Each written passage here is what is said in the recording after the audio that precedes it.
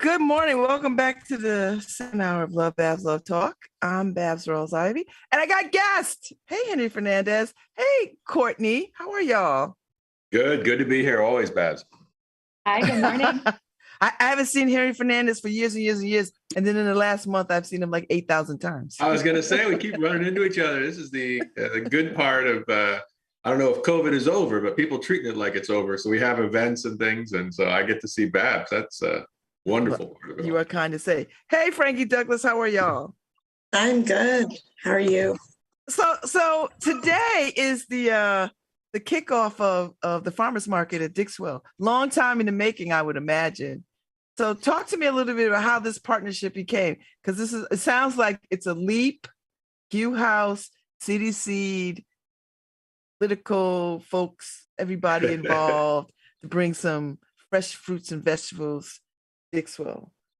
That's right. I mean, as you know, Babz, LEAP manages the Q House for the City of New Haven and the Q House Advisory Board. And one thing that's been really important to the Board of Alders and also to the Advisory Board has been issues of health.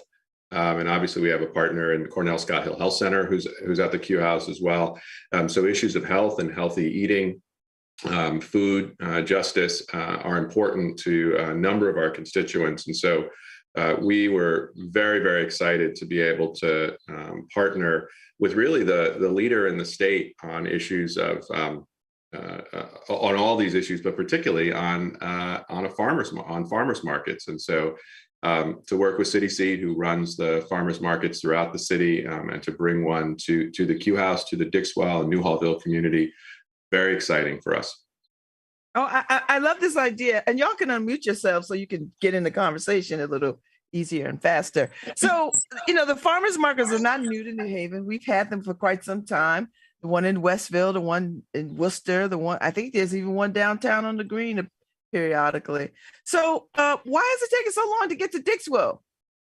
I'll leave that to the farmers market folks. Right. I've been at Dixwell a long time. So. Yeah, that's a great question. So City Seed's been running farmers markets since 2004. We've had farmers markets kind of all around the city at different times. And, when COVID hit in 2020, we had to really scale back and run fewer markets for that first year or two. And so we've been excited to kind of ramp back up and launch new market locations and be in more communities around New Haven. And so we were really excited when about a year ago, I think Alder Morrison first reached out to us and said, hey, we're thinking about a market in Dixwell. And so that was a wonderful invitation for us to receive. And then, as you said, it's been a long time in the making. So just lots of great partner conversations, community conversations, making sure that the market is really reflective of what the community wants to be there in Dixwell and at Q House, and that we've got kind of all the partners engaged and making sure that it's going to be successful and a really vibrant space. So we're so excited about this partnership. It's been amazing to work with Henry and Nikita and Leap and Q House and all the alders and partners involved. It's going to be a lot of fun. So for the folks that live in Dixwell, what kind of things will they expect to see at this farmers market? Because this is a Black community, so there are some staples that need to happen. Are y'all prepared? I mean, I think Frankie might be making. I think Frankie might be making a staple today, Frank. Yeah, I remember we sent out surveys to see what people wanted to see. There was a big emphasis on health. People wanted cooking demos, and a lot of things around that nature, like nutrition, education. So hoping to get some of that there. I'm gonna be doing a demo today, a cooking demo. What are you cooking? I'm gonna make salad. I think just because I'm not 100% sure what the farmers that are going to be there today have. I'm just like, a salad is so easy. Like, I can take whatever veggies are there. I'll make a dressing, have the recipes available for the dressing, and just kind of play around with that. So it's kind of going to be a little bit like what's that show, Chopped, or whatever that show is, where they get the mystery basket. So that's a little version of that. And yeah, so I'm excited about that. The cool thing is that we have a commercial kitchen that We actually work closely with Kara, helps to run some food entrepreneurship out of that kitchen. We're going to have one of our food ventures there, who's actually my sister, Mama Kiss Kitchen Cuisine. She'll be there with her mac and cheese. So this is a little bit of a plug for her, but people who have either gone through our food business accelerator program or who use the City Seed Incubates resources, a lot of them use that kitchen. So it's like a perfect opportunity there to for them to be able to make their food, prep their food there, and then bring it right outside to the market. And yeah, so that kind of stuff. I know we're trying to partner with as many like local organizations. Like I was talking to a bunch of people at the at the Dixwell neighborhood festival that happened at the Q House a few weekends ago. Just taking cards, giving out my cards. So I'm hoping to get a lot of those people back into that space. And for whatever they want to do at the market, whether it be just tabling, telling about whatever resources they offer, or running some kind of activity, that kind of thing. So hopefully a lot of like community organizations, and then definitely a lot of the businesses that we work with, which are mostly like, it's mostly like, I feel like women owned, people of color. So I feel like that's a big focus on in Incubates. It's just like providing opportunities and trying to remove the barriers for a lot of communities that haven't had access to that market for a variety of reasons, whether that be just like confusing licenses and those kinds of things, just being a support system. Like I know like my sister had trouble for a while, like just figuring out like, she's always had her little business, but like becoming legit is always like tough. And having those commercial kitchen spaces are a big barrier. So really that kitchen is beautiful. Like, so just so we're clear, Frankie's talking about the kitchen that's in the Q House itself. In the Q House, yeah. You have a commercial kitchen? Yes, beautiful commercial kitchen there. That it's really I did not know that. And so Frankie's actually talking about folks that they're working with who will be able to then take what they're producing at the commercial kitchen, and as she said, completely legit, be able to take that and bring walk right outside that's right, walk right outside and sell there. And then in addition, we have a number of farmers, and so folks will be able to get greens and vegetables, and I believe there's some honey as well. So a lot of products I love honey. Folks will be able to use. So how do you invite farmers to or people who have food products to participate in the farmers market? And will they believe Dixwell is an attractive enough clients or customers to sell to? I'm always fascinated by who will show up today and what will they have, and will they be consistently coming up, so that like when I come today and I buy whatever I buy, will they be there next Wednesday too? How do you rotate people in? How do you rotate people out? That kind of thing. It's complicated. It's not that complicated, but it can be a little complicated because farms can be a little choosy about where they're going. And it makes sense because they don't want to put in the manpower to go somewhere that they're not making a profit. Some farmers they're a little more down for the cause of just like providing the access to the healthy and fresh food. But understandably, some of them can be a little hesitant. So I think it takes a lot of just like trying to butter them up and we're really excited about this market and hoping that there will be a big crowd. I mean, I know it's raining, but I'm hoping people come out.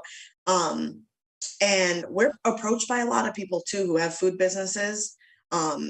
Just like, how do I get into your market? And one of our main requirements, our main guidelines is that the food must contain some CT grown element, which we are here as like a support to like help advise on that, connect them to farmers, and just kind of make it feel accessible. Like, it's just like if you can find local milk, you can get into our market, like that kind of thing. Okay. And that rule is just in place to continue to make agriculture viable by like, you know, and just keeping the food system nice and sustainable. But with farms, it does take a little bit of like convincing. But I think by making, and we've all put a lot of effort into making this, hopefully making this a very vibrant and inclusive and community oriented market that will draw people, hopefully, and make it an attractive market for farmers. Okay. All right. So cooking demos, nutrition information, health and wellness kinds of things, fresh vegetables from neighboring gardeners and farmers of the like. So how successful are the other farmers markets around town? Worcester is our biggest and most successful. Edgewood, which is not super far from the Q House, Edgewood has its presence, and I think especially to that neighborhood and that community is very special to them because it's in Edgewood Park, which is pretty, and it has its own, I think they all kind of have their own vibe and their own like fan base and, so, you know, base of supporters. But Worcester, just because it's so big and we have that space for it, and it's Dixwell has better parking, I think. Yes, that's exciting. It will have better parking. I think also the plaza at Dixwell is really unique, right? So at the Q House, the plaza there is amazing and a really great space just for the farmers to be able to spread out.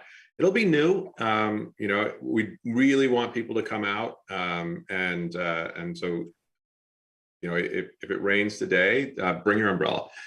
Because we wouldn't have fruits and vegetables, fresh fruits and vegetables without rain. So we can't be anti-rain in this work, but at the same time, maybe we can have Wednesdays from 3 to 6 for the rest of the summer be rain-free. But just bring your umbrella and enjoy yourself and see what's out there. And I think that'll be good for the farmers, and it'll be good for the vendors, and it'll be good for everybody in the neighborhood as well. So talk to me about how people what can they use to, other than money, like hard currency, how can they pay for their things? I have a gift certificate. Somebody gifted me a gift certificate for my birthday a while back for the farmer's market. And I never made it to the farmer's market. So I think if I could use it today, I'm gonna use it over there because you could definitely use that. You should bring that down and definitely shop today. But also we take yes.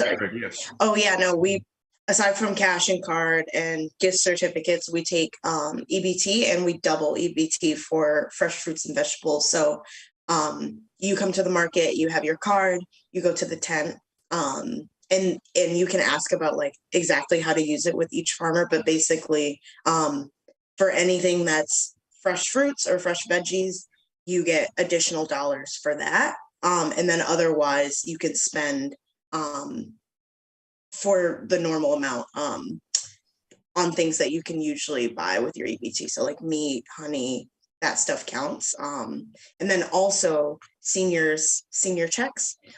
There are the Farmers Market Nutrition Program checks that seniors get through senior services, and then also that WIC recipients get.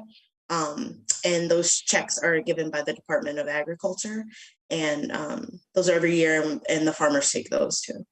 And also, Nikita, you want to? Oh, go ahead, Henry. Also, WIC you can use at the farmers market, and the New Haven Department of Elderly Services will be at all the farmers market, helping seniors sign up or get information on how they can use those vouchers as well for shopping. So it's really the folks at City Seed have done a great job of making sure that everyone can shop at the farmers market. You can also just bring cash too. Take cash. Yeah, Kitty, you want to jump in this conversation? I don't want you to feel left out. So thank you. No, I would just say that I'm extremely excited for this opportunity for the Dixwell Newhallville community, for folks to just have access to this opportunity and what it will bring. So I'm just super excited that we all can just make this opportunity for the community. And I should say, Yakita is the person who actually runs the Q House and makes sure all these things can happen, and as our chief of staff at LEAP. And so you can see the background behind her and why she's in a mask. She's at the Q House now. Oh. So, Courtney just jumped out, so maybe we should jump back in. I love this idea. I think this is an exciting opportunity. And will there be some? I think I read there's some music coming, or you'll have some music or some performance. We have or... a DJ. DJ Ham will be there. Okay. We also have a steel band, marching band that'll be there. So is that St. Luke's steel pan band? No, not the pan band. The one. What? No, from Southern, but the Blue Steel band. Okay. But we're looking for music. The thing to remember is this is the opening day, the opening Wednesday, but it's going to be every Wednesday through the end of October. So we'll be looking for musicians, and so I think it would be great to have St. Luke's perform with steel drums. So we're looking for folks to help us continue to make it exciting and entertaining, and so people can enjoy themselves, beyond beyond being able to do some great shopping. So tell us why, any one of y'all, why it's important. I mean, there's grocery stores around. I mean, there's one or two that's in walking distance a little bit, or it doesn't require a whole lot of effort to get to. Why is a farmer's market a good idea in community? Yeah, we've really seen this, especially over the last 2 years with COVID. We had to do fewer markets, and we also had to kind of strip back a lot of elements of our markets that make them community gathering places for public health reasons. So we had to get rid of the music, we had to get rid of, kids' activities, and it really turned into this more kind of transactional space. And it was still really important to be able to give folks access to local healthy food and a place to come spend SNAP benefits and meet your local farmers. But it just became so obvious and apparent that farmers markets are more than that. And so we're really excited this season at Q House and across all of our markets to kind of bring back some of those community gathering places elements. And like Henry said, we're looking for musicians to join us the rest of the season. We always have a table and a tent open for community partners. So we often have other partner organizations from the community come out to do tabling or share information or connect with people. Frankie's always looking for people to come join the market. So I think it really is this kind of like town square vibe where you just get people coming together. You run into your neighbors, you get some food, you get to connect with other folks in the community. And that's why we were so excited about partnering with Q House, is that is already happening there. You have kids and seniors and health center all right on site. And so I think that's just going to help make the market even more active every week. And we hope it's a place people look forward to coming every week. Top of that, it's like, no, go ahead. I was just going to say there's something special about meeting the people growing your food, and like the people who know how you can ask those questions if you're interested. How is this grown? And just like hearing about that is really, I think, really important for people to, especially kids, like to know that the food is coming from people who put hard work into it and not just like from the shelves at the grocery store. So that connection to the like origin of the food, I think, is really important and something that is lost in grocery stores. And then also you're keeping the money in the local economy. I was going to say that, like, how does it the dollars are circulated still in community when you shop at the farmers market. And so you've surveyed this community. They gave you a sense of what they want to see. You're going to bring it to them today and every Wednesday from now until the end of October. How will you measure success? Like, how do you know that this works?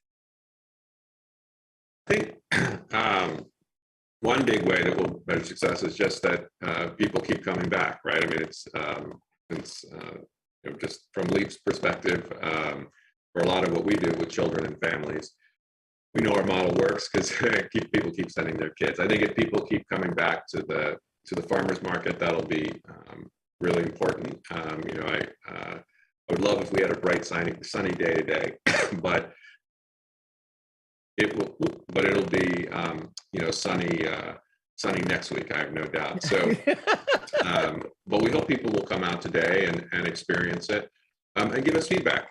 So the one great thing about this running, for months to come is we can tweak things and say, oh, this is just the same way that Frankie and Courtney talked about surveying the community. We'll have the opportunity, I think, to really listen and make sure that the market meets their needs. And I think, what Frankie said about the money recirculating in the community, we need local farmers. We need farmers in Connecticut. We don't want to just have everything, arriving on big trucks from around the country.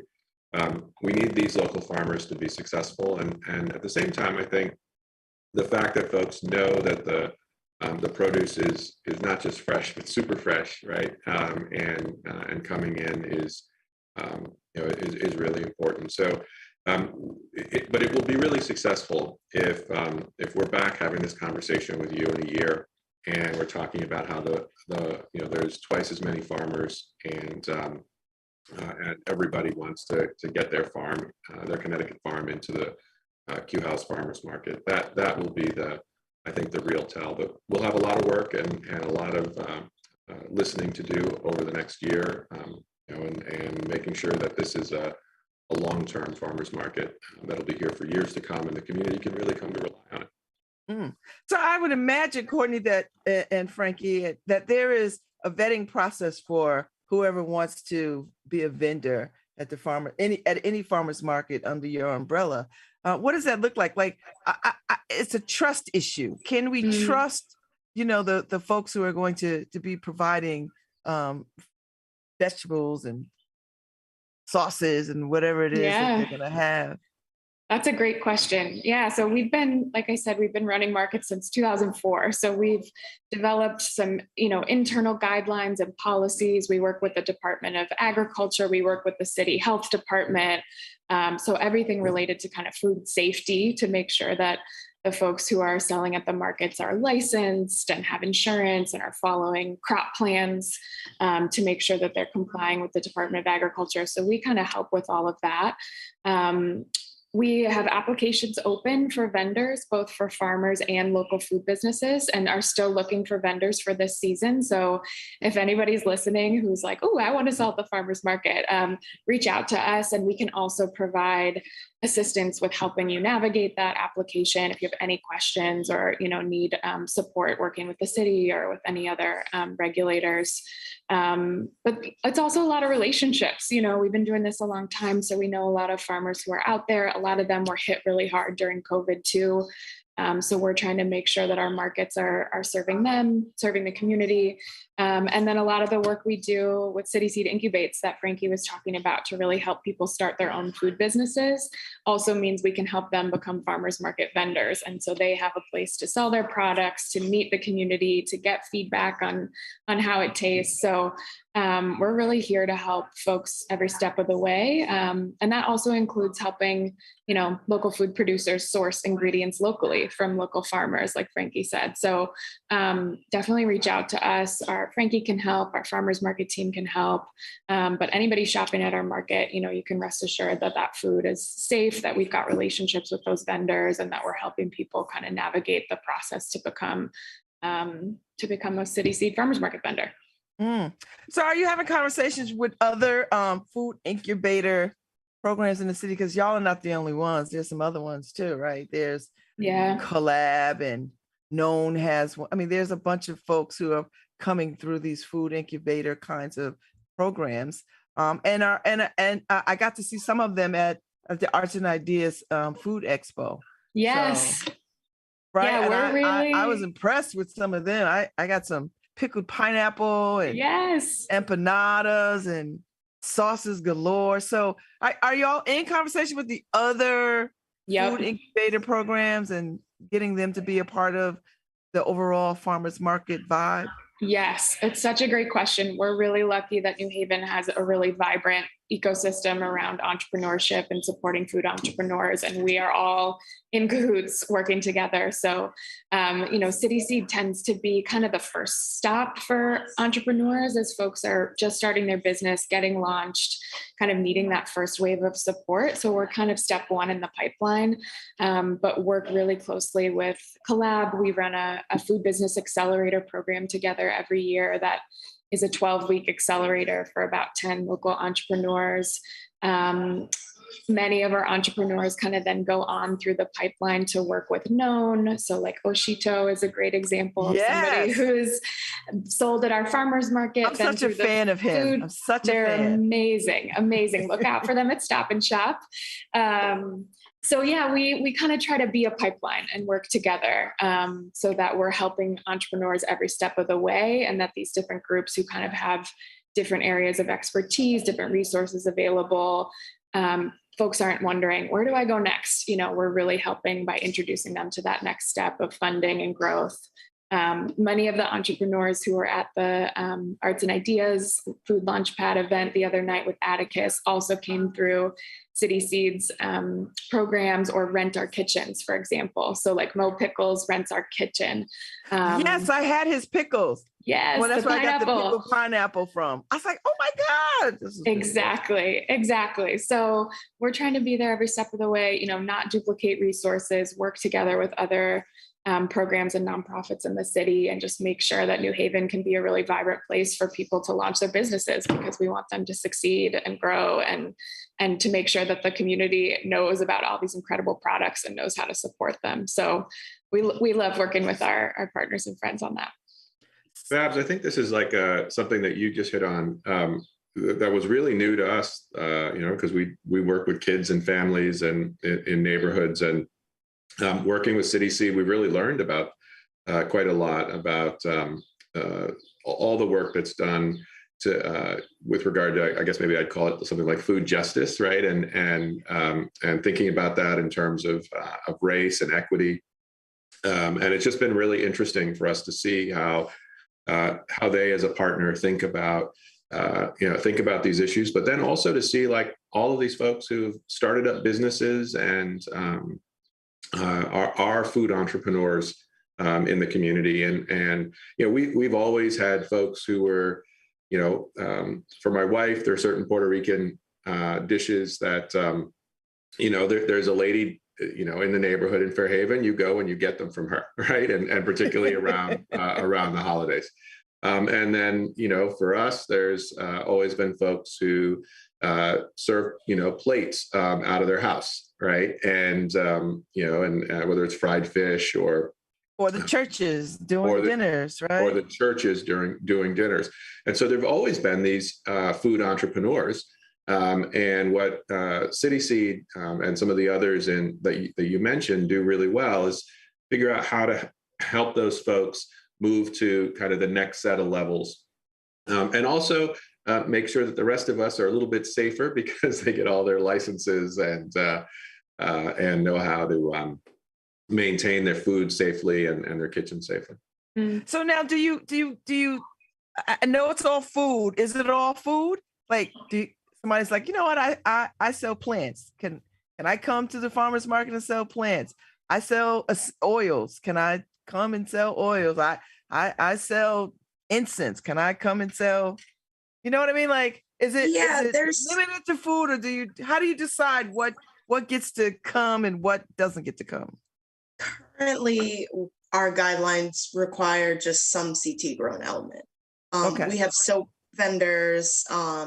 We've had people who dye they have like CT grown alpaca, like yarn and that kind of thing, and they dye it with local indigo. So they can be creative about how they're using that kind of thing. But we are like, this is something we've talked about, is like that does become a barrier, and there are a lot of like entrepreneurs in the community. So I think that's something that we're looking into for the future. I mean, I think it is still really important to have that local element, but like, where can we bend a little bit to make sure that that market space can be a little more inclusive? And I think it might make more sense for some markets to do that than other markets. And so it's something we're looking at, but no, it's not just food. It can be plants. People sell plants at our market. It does have to have some element that is CT grown, but people can be creative.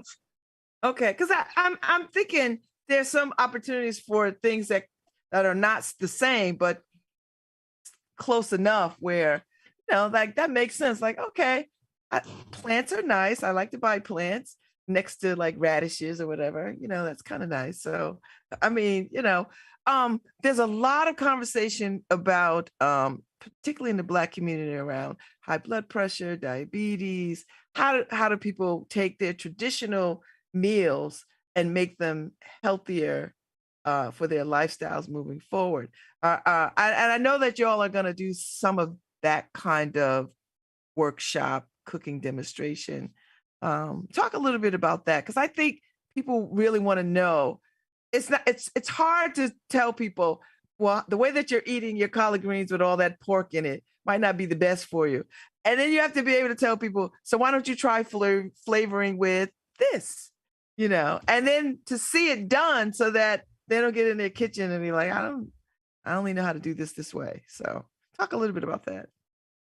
That's something that I've done in the past, like doing cooking demos, but also having resources about why what I'm cooking is healthy or other things like that. Like I've taught cooking classes at the senior centers in New Haven, trying to take recipes that are culturally relevant, but like, switching them up a little, like let's use whole wheat this or whatever this other thing is that has more fiber, and like this is why adding more fiber is important. So I studied culinary nutrition, so I went to culinary school and I have nutrition knowledge.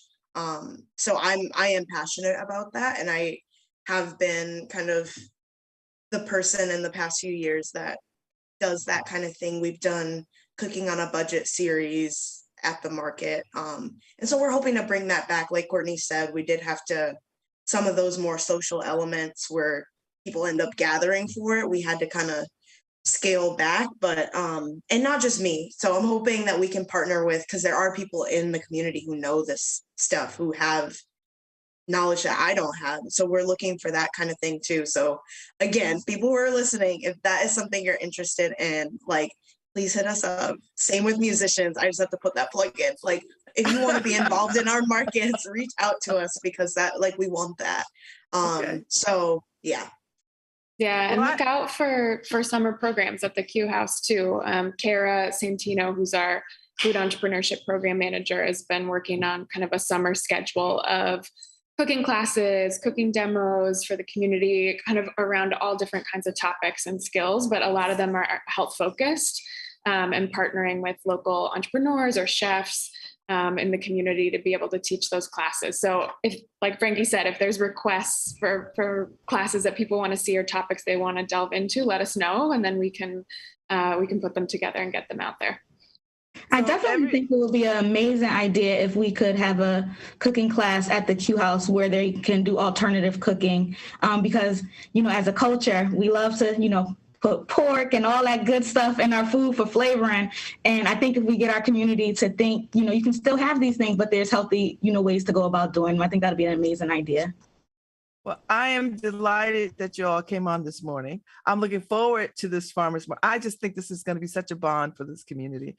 I live in the Newhall community now, so it's just a couple of blocks away from me. So I'm excited. So I will see you all at 3:00 today, and today from 3 to 6 at the Dixwell Plaza, right there between the Q House and the church, the Dixwell Congregational Church, right there. Beautiful plaza, beautiful space. Rain or shine, they're going to be there every day until the end of October. That's right. Okay, Every Wednesday, yep. You'll see me every week because I'm going to come, and that'll be my way of getting my fresh. I'll be committed to fresh vegetables and bread. So, well, Babz, so thank you. Thank you so much for having us on this morning. Thank you for coming today. You do so much good work in getting the word out to the community. So thanks for all you do. And we look forward to seeing everyone today at the farmers market. I think it'll be great. I think it'll be great. And I think people will embrace it in the community. I think it'll build upon itself. And good luck to y'all. I cannot wait. So have a wonderful day. Have a great, great time. And then, like you said, Henry, come back in the year and tell me how successful and amazing and fabulous this whole idea was. Yes, we're looking forward to that. Thank y'all so much. Y'all take good care. Harry, Thanks, we're out. Babz. Thank you. Have a good day.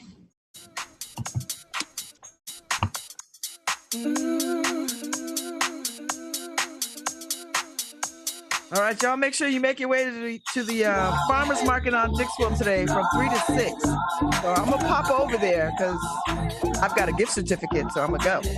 But I'll see y'all tomorrow. Thanks, Harry.